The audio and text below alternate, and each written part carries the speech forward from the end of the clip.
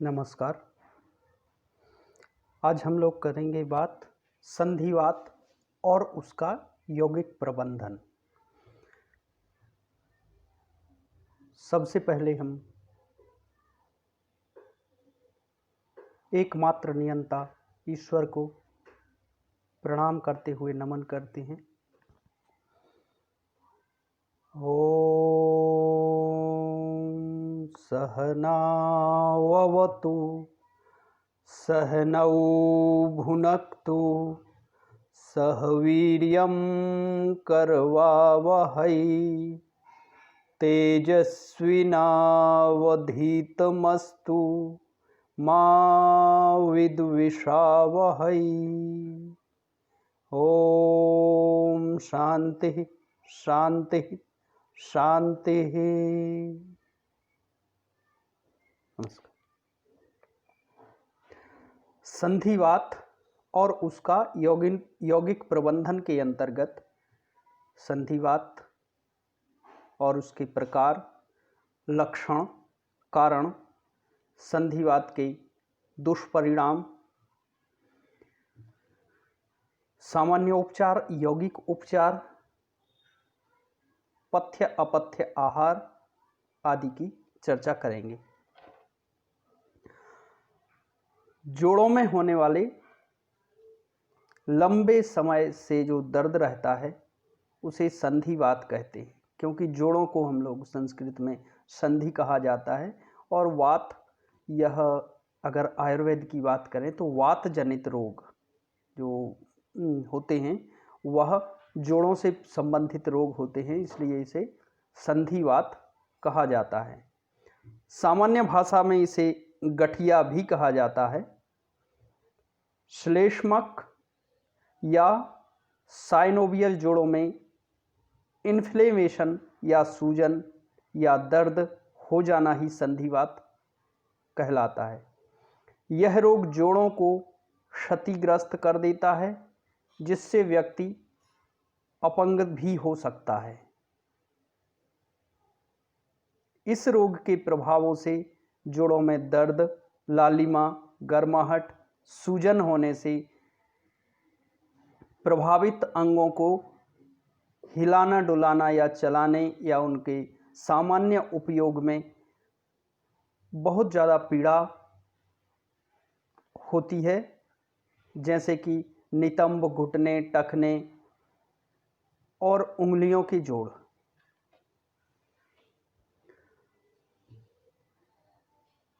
जब तक जोड़ लचीले नहीं होंगे ये सहज क्रियाशील नहीं हो सकते। संधिवात अंगों की क्रियाशीलता को कम कर देता है, इनमें जकड़न आ जाती है और इनके उपयोग में पीड़ा या दर्द होता है। इनके सही तरीके से चलने के लिए या उपयोग के लिए दो मुख्य कारण निर्भर करते हैं। जो भाग जोड़ों का निर्माण करता है उनके किनारे पूरी तरह से चिकने हों।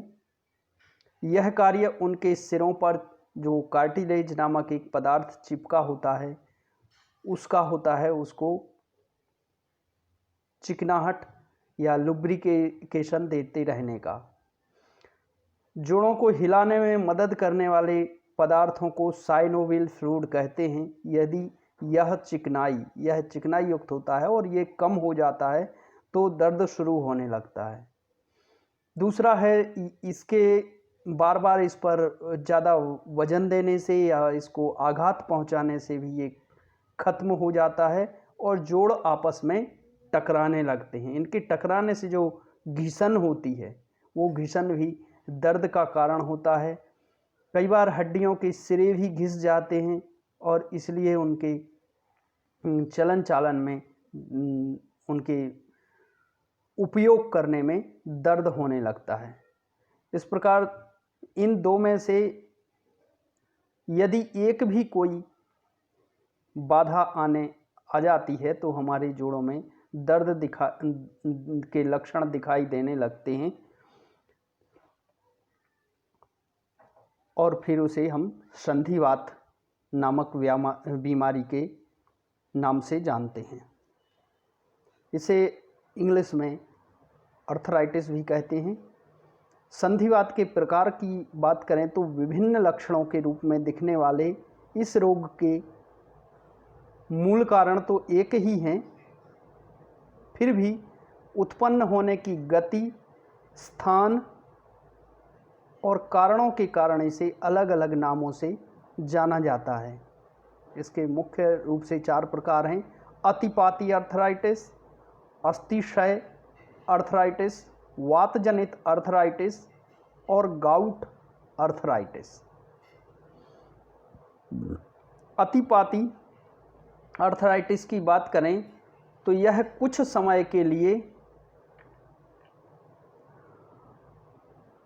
होता है, क्योंकि जब हमारे शरीर में कोई अन्य बीमारियां होती हैं, जैसे कि सर्दी, जुकाम, बुखार आदि जैसी बीमारियां होती हैं, और इन अवस्थाओं में जो जोड़ों के बीच प्रवाहित होने वाली प्राण शक्ति या जो रक्त संचरण होता रहता है उसमें रुकावट आती है, और जो सर्दी जुकाम आदि जैसे बीमारियां या कोई फ्लू है तो इसके जो विषाणु होते हैं वह रक्त में विष छोड़ते हैं, जो कि जाकर हमारे जोड़ों में इकट्ठा होता है और यह दर्द का कारण बनता है।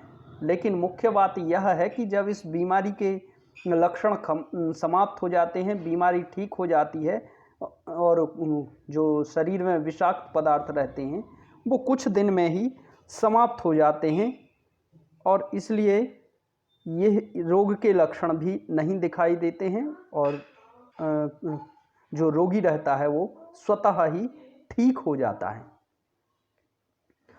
अस्थिक्षय अर्थराइटिस। हमारे शरीर में अनेक जोड़ होते हैं और उनकी सतह बार बार के उपयोग से घिसती रहती है, और जब व्यक्ति की आयु लंबी हो जाती है या प्रौढ़ अवस्था में पहुंचते हैं तो विशेषकर उन रोगों का जिनके कारण ये विषाणु इकट्ठे होते हैं, या कई रोगों के कारण, या जो लोग मोटे होते हैं, जो लोग ज़्यादा जोड़ों का उपयोग करते हैं, या जो लोग अति उपयोग करते हैं या बिल्कुल भी उपयोग नहीं करते हैं, ऐसे लोगों के लिए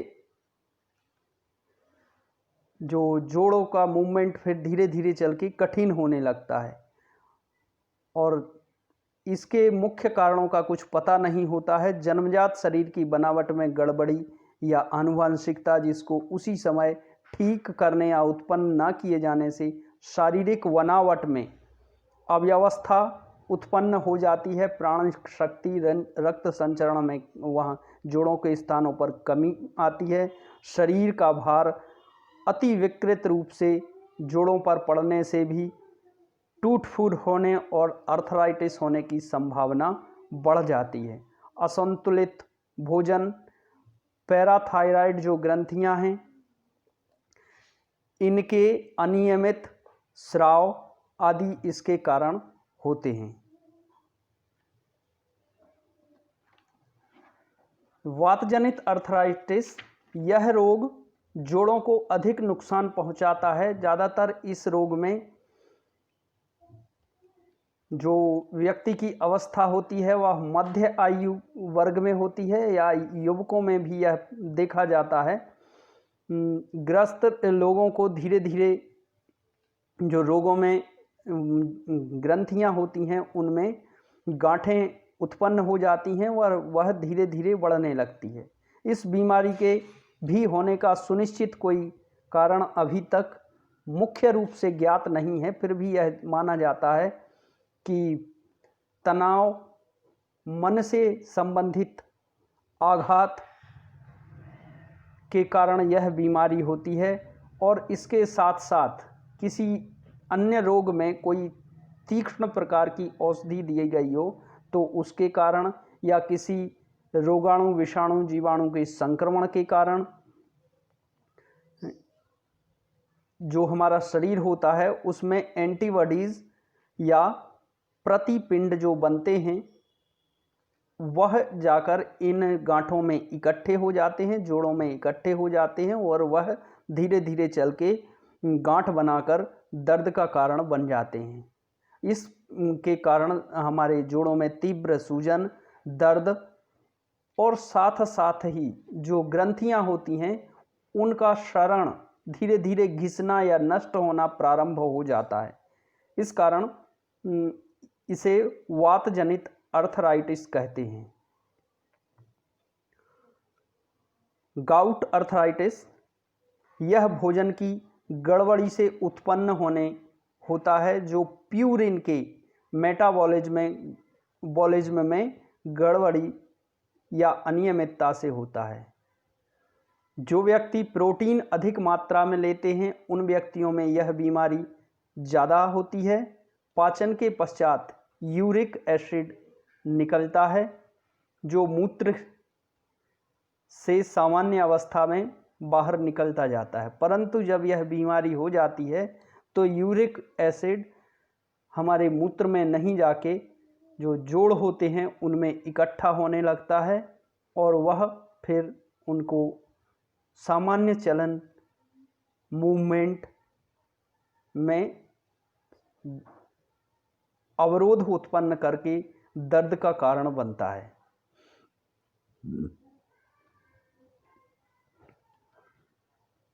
मुख्य लक्षण,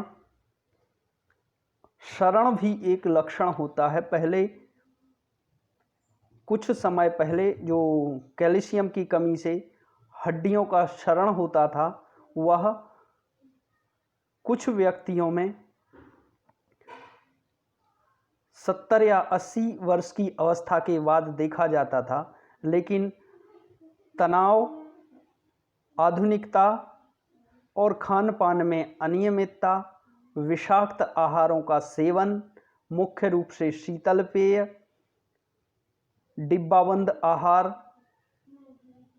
फास्ट फूड के कारण यह धीरे धीरे घटता जा रहा है और 25 से 30 वर्ष के लोगों में भी मुख्य रूप से महिलाओं में जो हड्डियों के क्षरण का लक्षण देखे जाने लगे हैं और ये हड्डियां आपस में घिसकर या दूसरे कारणों से नष्ट होने लगती हैं, घिसने लगती हैं और जोड़ों में दर्द चालू हो जाता है।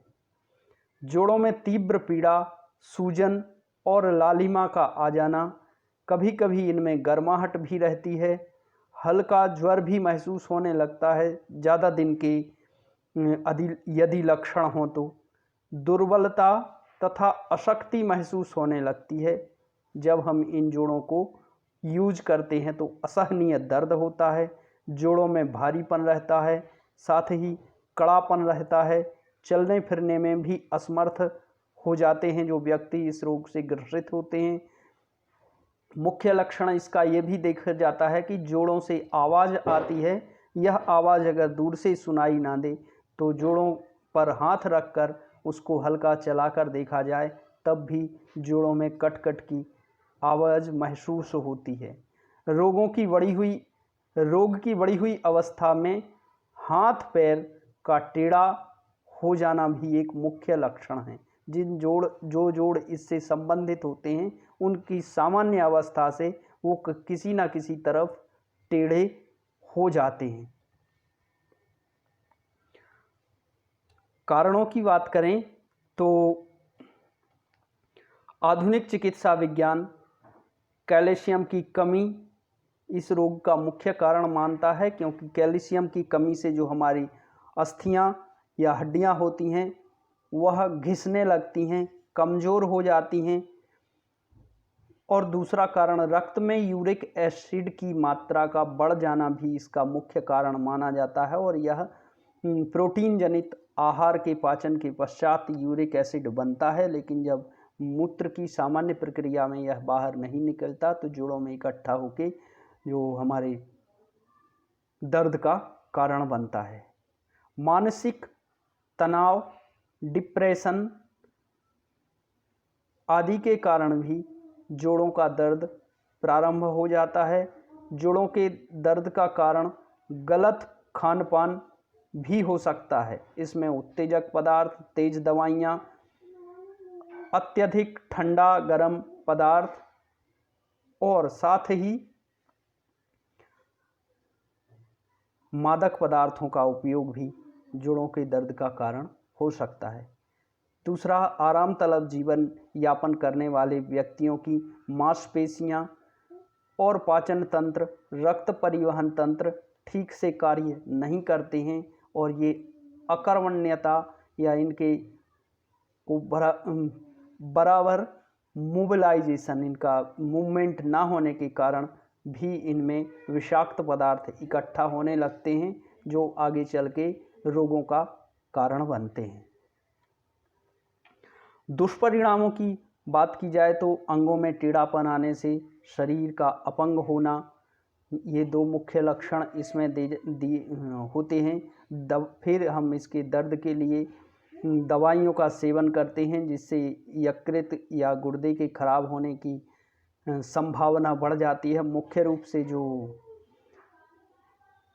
एलोपैथी चिकित्सा है उसमें सिर्फ दर्द की दवाइयाँ दी जाती हैं। दर्द को कम करने, सूजन को कम करने के लिए जो दवाएं दी जाती हैं वो हमारे पाचन तंत्र पर बुरा प्रभाव डालते हैं, इसलिए इनके लिए घातक होती हैं। दवाइयों के लंबे सेवन से रोग प्रतिरोधक क्षमता कम हो जाती है और जो दर्द की दवाइयाँ, पीड़ाहर दवाइयाँ होती हैं वह लेने का शरीर भी आदी हो जाता है, इसलिए फिर वो भी परिणाम कारक या दर्द हरक नहीं होती हैं।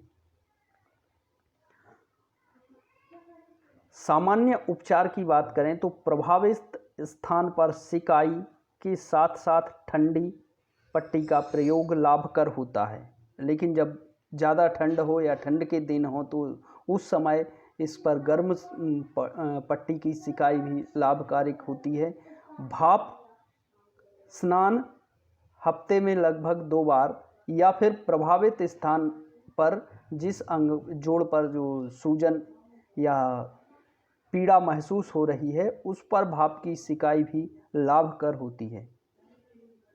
मुख्य एक कारण इसका कब्ज होता है तो कब्ज ना होने देना, और साथ ही अगर कब्ज नहीं हो रही है तो रोगी को एनीमा का प्रयोग करके भी लाभ प्रदान किया जा सकता है। प्रोटीन और कार्बोहाइड्रेट का आहार में कम प्रयोग करने से भी इस रोग के लक्षण कुछ कम हो जाते हैं, क्योंकि जब व्यक्ति का भार सामान्य से अधिक होता है तो जोड़ों पर भार भी, जोड़ों के घिसने की संभावना, कार्टिलेज की समाप्त होने की संभावना रहती है और कार्बोहाइड्रेट प्रोटीन पर नियंत्रण करके भार को नियंत्रित भी किया जा सकता है। दूसरा, प्रोटीन कम लेने से यूरिक एसिड की मात्रा कम रहती है और जो रोग रहते हैं उनमें दर्द की संभावना, पीड़ा की संभावना कम हो जाती है।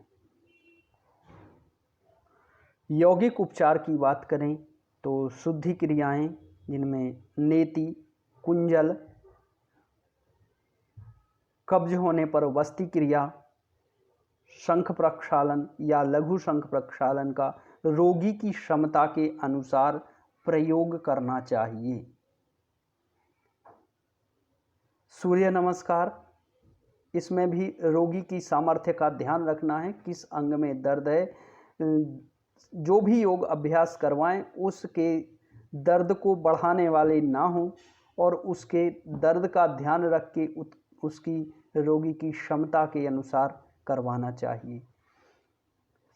सबसे अच्छा इनके लिए संधि संचालन, जिन भी संधियों में दर्द होता है उनका कम से कम 10 बार संचालन उनके कड़ेपन को दूर करता है और उनके जो संचालन की क्रिया होती है उससे लाभ प्रदान करता है। सूक्ष्म व्यायाम के समस्त अभ्यास इसमें लाभकारी होते हैं। जब आसनों की बात की जाती है तो खड़े होकर किए जाने वाले आसन, और आसनों में भी ध्यान रखें कि जिस अंग पर यह दर्द हो रहा है उसको असहनीय तक ना ले जाएं। रोगी की क्षमता का ध्यान रखें, फिर अभ्यास कराएं। तो ऐसे आसनों में ताड़ासन, त्रियक ताड़ासन, त्रिकोण आसन, पादहस्तासन लाभकर होते हैं। और जब डिजनरेशन या हड्डियों का घिसना प्रारंभ होता है तो उसमें ध्यान रखना है कि ऐसे अभ्यास जरूर करवाएं जो उस जोड़ विशेष को जहां दर्द है उन दोनों तरफ हड्डियों को दूर की तरफ खींचें। साथ ही जो हड्डी है उसके साथ में मिलने वाले तंतुओं जो मांसपेशियां होती हैं उनके लिए बल प्रदान करें। बैठकर किए जाने वाले अभ्यासों में भी ध्यान रखना है कि असहनीय या जिस जोड़ में दर्द है उसको अत्यधिक ना मोड़ें। उस व्यक्ति को कहें कि जरा सा भी दर्द महसूस होने पर उस अंग पर प्रेशर ना डालें, दबाव ना डालें। तो ऐसे आसनों में पश्चिमोत्तानासन, वक्रासन, अर्धमत्स्येंद्रासन, गोमुखासन और मार्जरी आसन का उपयोग करें। ये उस रोगी को लाभकर होता है। पेट के बल लेटकर किए जाने वाले आसनों में भुजंगासन, शलभासन और नौकासन लाभकारी होते हैं। फिर पीठ के बल किए जाने वाले आसनों में उत्तान पाद आसन, अर्धहलासन, हलासन, सेतुबंध आसन और पवन मुक्तासन भी लाभकर होते हैं। आसन को करते समय उनकी सावधानियों को जरूर ध्यान में रखना चाहिए कि किस अवस्था में इस आसन का अभ्यास नहीं करना है। जब भी रोगी को अभ्यास करवाएं तो योग शिक्षक, वह भी जानकार योग शिक्षक की देखरेख में इन आसनों के अभ्यास को करवाएं। मुद्रा बंध में महामुद्रा, उद्यान बंध आदि लाभदायक होते हैं। प्राणायाम में यौगिक श्वसन, नाड़ी शोधन प्राणायाम लगभग 10 मिनट, सूर्यवेदी, भस्त्रिका और भ्रामरी का अभ्यास भी 5-5 मिनट या 5-5 बार धीरे धीरे क्षमता को बढ़ाते हुए इस स्थिति तक ले जाएं।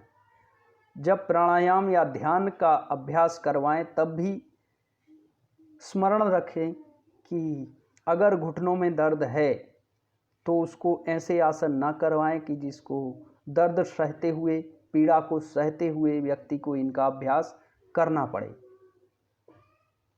योग निद्रा का प्रतिदिन आधा घंटे से लेकर 40-45 मिनट तक अभ्यास बहुत ही ज़्यादा लाभकर होता है इस रोग में। जब तनाव जनित कारणों से यह रोग होता है तो उनके प्रबंधन में योग निद्रा और ध्यान के अभ्यास बहुत महत्वपूर्ण भूमिका निभाते हैं। पथ्य आहार, कैल्शियम युक्त खाद्य पदार्थों का उपयोग करें और कोशिश करें कि शाम को सोते समय 1 गिलास दूध, जिसको कि गर्म करने के उपरांत उसकी जो मलाई है उसको निकाल लिया गया हो, सोते समय इसको हल्का गुनगुना पीने से कब्ज भी दूर होती है और कैल्शियम भी पर्याप्त मात्रा में शरीर में पहुंचता है। साथ ही दूसरे खाद्य पदार्थों का ध्यान रखें, जो कैल्शियम युक्त खाद्य पदार्थ बताए गए हैं उनका उपयोग करें। इसमें मुख्य रूप से क्षार युक्त पदार्थों का सेवन लाभकारी होता है, जिनमें जो मीठा संतरा, मीठा नींबू, मौसमी, अनानास आदि फल होते हैं, इनके खट्टा होने के उपरांत भी पाचन के बाद ये क्षारीय प्रभाव शरीर में देते हैं। फिर साथ ये भी ध्यान रखें, हल्का सुपाच्य आहार जिसमें सूप, उबली हुई सब्जियां, चोकर युक्त आटे की रोटियां, दलिए का सेवन लाभकारी है। सेव, गाजर का रस, चुकंदर, मेथी, चौलाई जैसे वातहर खाद्य पदार्थों का विशेष उपयोग लाभकारी होता है। अपथ्य आहार, वातज या वात प्रकृति बढ़ाने वाले गरिष्ठ भोजन का उपयोग ना करें। उत्तेजक पदार्थों का सेवन ना करें।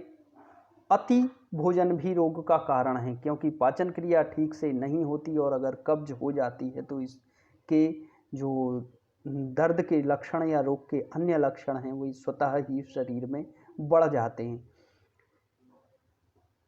आहार में प्रोटीन का सेवन अधिक मात्रा में करने से जो शरीर में यूरिक एसिड की मात्रा होती है वह बढ़ जाती है और दर्द बढ़ने लगता है।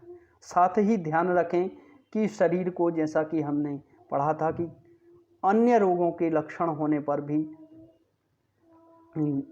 जो जोड़ों का दर्द होता है वह बढ़ जाता है, तो ध्यान रखें कि शरीर की रोग प्रतिरोधक क्षमता को बढ़ाए रखें, दूसरे रोग शरीर में ना हो, ऐसा आहार विहार आप करते रहें। कब्ज के कारण इस रोग का प्रभाव बढ़ता है, इसलिए कब्ज ना होने दें। आराम तलब जीवनचर्या व्यतीत करने वाले लोग दिन में कम से कम एक बार सभी संधियों का व्यायाम आवश्यक रूप से करें। इसमें भी ध्यान रखना है कि जब उन जोड़ों में दर्द उत्पन्न हो जाता है तो एक स्वस्थ व्यक्ति की तरह उन जोड़ों पर अधिक दबाव डालने वाले व्यायाम नहीं करना है। रक्त जांच में यूरिक एसिड की मात्रा अगर ज़्यादा आती है तो प्रोटीन युक्त आहार कम लें।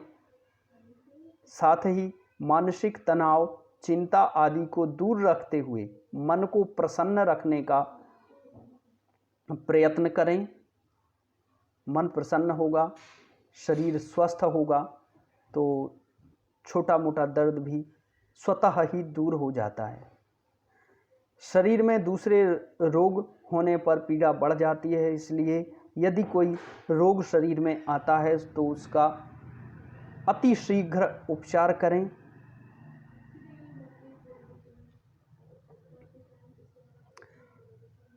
संधिवात जिसकी हम बात कर रहे हैं वह ढलती उम्र का एक रोग है और कई बार यह आनुवांशिक भी होता है। जिनकी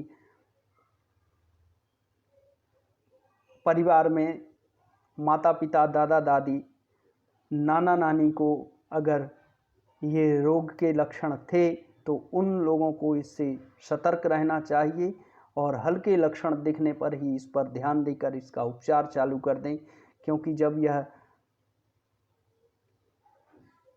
घातक रूप ले लेता है, अंग टेढ़े पड़ने लगते हैं, तब इसका उपचार कठिन हो जाता है और जितना देर होती जाती है उतना यह रोग जकड़ लेता है व्यक्ति को और इसका उपचार करना मुश्किल हो जाता है। मुख्य रूप से यह घुटने, कमर, कूल्हे और उंगलियों के जोड़ों में पाया जाता है। ज़्यादातर इस रोग के लक्षण शारीरिक भार को नियंत्रित करने से या कम रखने से दूर होने लगते हैं और जिनकी नियमित दिनचर्या है उसमें व्यायाम, योगाभ्यास के साथ साथ उपयुक्त आहार विहार का प्रबंधन इस रोग को नियंत्रित रखने में बहुत ही लाभकारी सिद्ध होता है। तनाव रहित मन और शरीर की निरोग और प्रसन्न अवस्था इस रोग को दूर रखने में हमारी मदद करते हैं, इसलिए अपने आप को प्रसन्न रखें, तनाव रहित रखें और तनाव जनित रोगों के दुष्परिणामों से अपने शरीर और मन को बचाए रखें तो संधिवात जैसे रोग होने पर भी कष्टकारी नहीं होते हैं। तो अगर हम इन बातों का ध्यान रखेंगे तो संधिवात के दुष्परिणामों से बच सकते हैं, या अगर ये हो भी गया शरीर में तो इसको प्रबंधित या मैनेज करके रख सकते हैं। कुछ ग्रंथ जिनका हमने ये व्याख्यान बनाने में या जिनकी सहायता से इसको इकट्ठा करने में उपयोग किया है, उनका योग और रोग, बिहार स्कूल ऑफ योग की जो पुस्तक है स्वामी कर्मानंद सरस्वती, योग चिकित्सा चौखंबा संस्थान द्वारा प्रकाशित डॉक्टर अरुण साहब, व्यवहारिक योग डॉक्टर कालिदास ज्योति जोशी, मध्य प्रदेश हिंदी ग्रंथ अकादमी द्वारा, योग द्वारा रोगों का उपचार भारतीय योग संस्थान शालीमार बाग नई दिल्ली से प्रकाशित, साधारण रोगों की यौगिक और प्राकृतिक चिकित्सा, केंद्रीय योग एवं प्राकृतिक चिकित्सा अनुसंधान परिषद नई दिल्ली, इनके साथ कुछ और पुस्तकों का भी उपयोग किया है, कुछ ग्रंथों का। तो आप इन सब को विस्तृत जानकारी के लिए देख सकते हैं।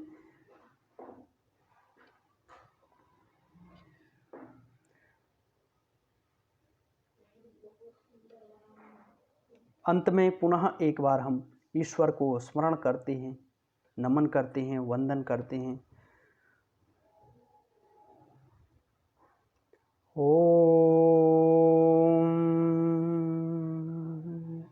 सर्वे भवन्तु सुखिनः, सर्वे सन्तु निरामयाः, सर्वे भद्राणि पश्यन्तु, मा कश्चित् दुःखभाग् भवेत्। ओम शांति शांति शांति। नमस्कार।